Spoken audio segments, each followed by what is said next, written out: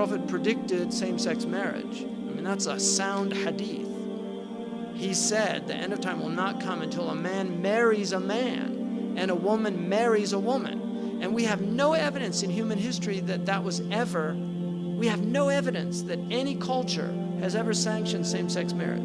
But he said it will be one of the signs of the end of time. He said you will see nikah al-rajul al-rajul, wa nikah al-mar'ati al-mar'a. And nikah here means clearly marriage, because homosexuality existed, so he wasn't talking about homosexuality or musahaqa. He was talking about marriage.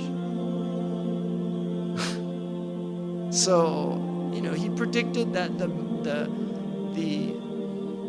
buildings of Mecca would surpass the mountains. Who could have thought of that in the 7th century of Arabia? Who could have thought of that?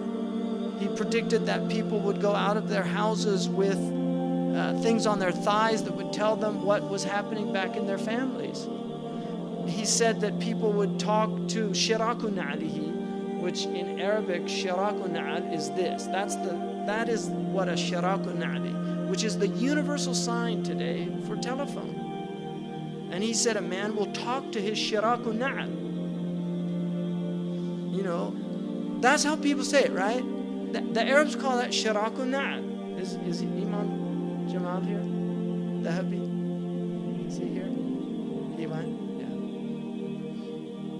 The Prophet ﷺ predicted many, many things that have come true. That in the 7th century in Arabia, it just would not have been possible to predict those things, or they wouldn't even occur to people.